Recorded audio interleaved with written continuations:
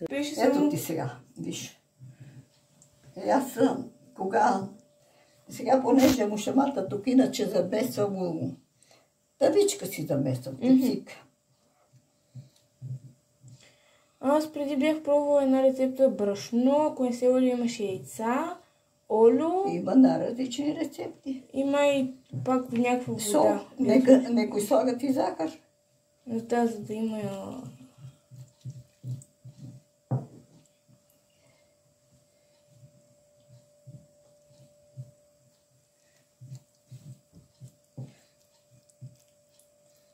Ето тази вода оставям. Ако ми потребя, слагам. Ако не, хвърлям. Зависи какво ще бъде тестото сега.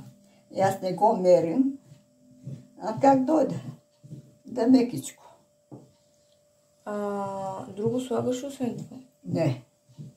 Вода, оцет, олио И сол. И сол и брашно. Брашно, без брашно няма баница. Не разбира. Това и още вода ще трябва. Или? Така като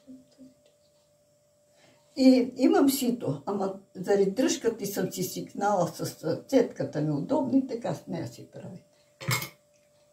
И сега. Още Малко. Знаеш ли защо е това? Защо? Да не ми лепнат ръцете. Тестото да не ми лепне по пръстите. То пак лепне, няма как. То някои го пробват с още брашно, нали?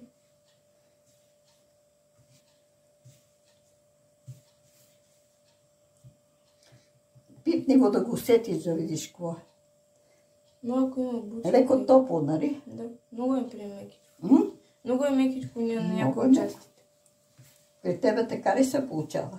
Ами малко беше по-корава и след това, след като го сложих в олиото, стана по-разпуснато и меко. Тук няма начин. Нали знаеш, че е такова нещо се образува. Но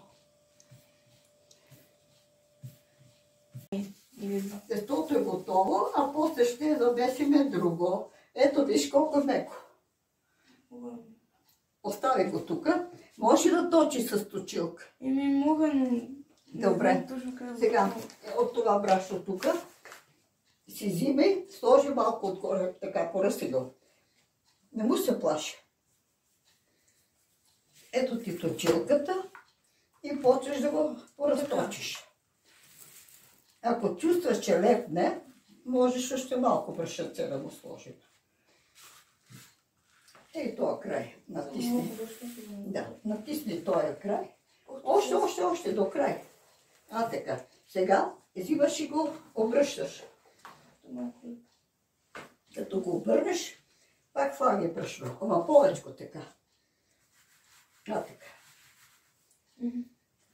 Пак с точилката почваш. Да, ръбовете, краищата да се изтънат. Да, надолу пак.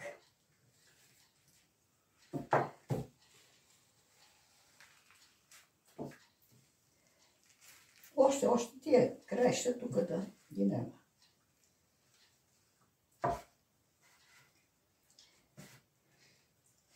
Трябваше и аз първо ти покажа, да няма значение. Следващото. Добре. Така, сега.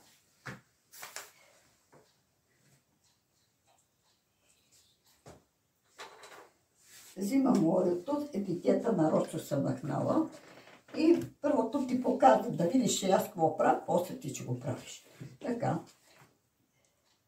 От тук нещо като, нали, може от точилката, може и аз се мием точилката, нищо с къса се макари. Следващото няма ще ти покажа как ще го направя. Сега, и аз можем и така. Кухнята ми е малка, обаче можем на главата да го въртим. Дъщеря ми се кара, защото мармината пада доле и затова не го правим така. Ето ти го. Тия ръбове сега ги махам от тук. Само, че на мене не ми се къса така, но няма значение. Уча се.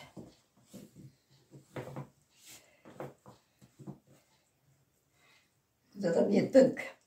А от тия краища ги слагаме тук, тази купичка, и после го направим на топка и го слагам отгоре.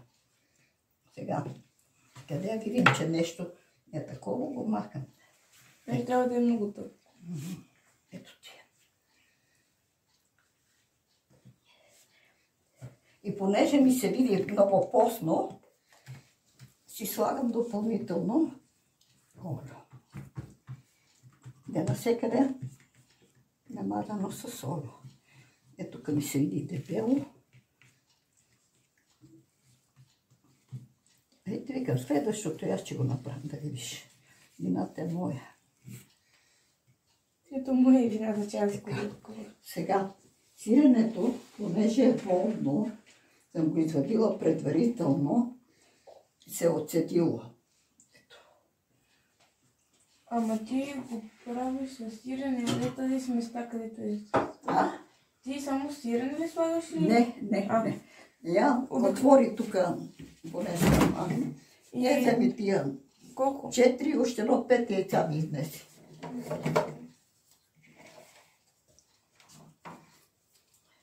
Тук виждаш само яйца, сирене е друго. Ако държим нещо, то е да ви остави тук да ги щупиме.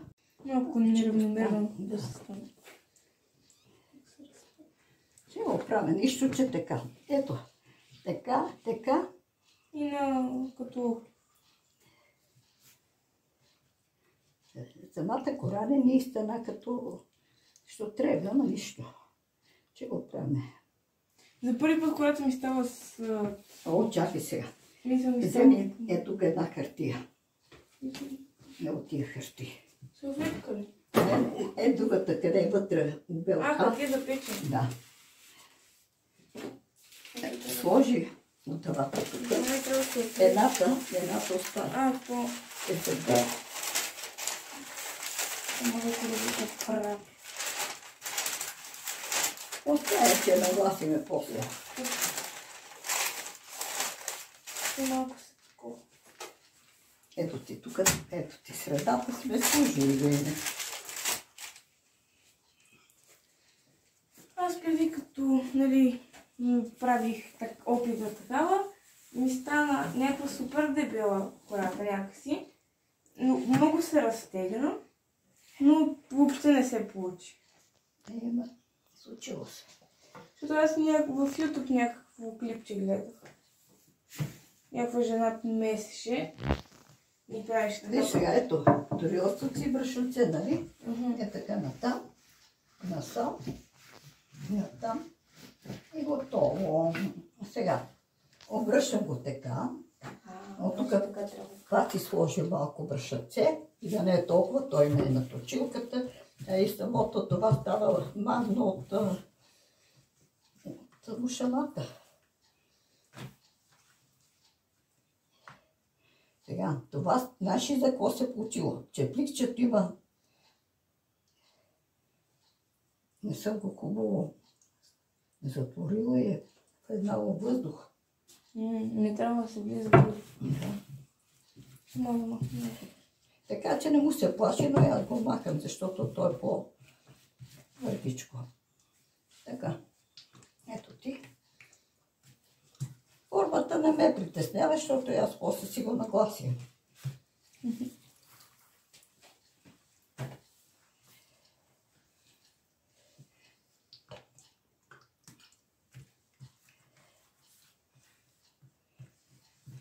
И сега като връчам, ето ти един път.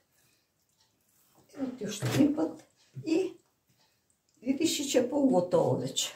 Средата не се накъса както не. се разтеглила. Това тук къде беше брашното. Топчето къде бе. И така си теглим. Колко ми е тия, колко може, толкова го разтеглим. Нали не е трудно? Не. Аз много исках да се науча такава баница, защото някакси с готовите кори не ми е като истинска баница. Смело, не му се плаши.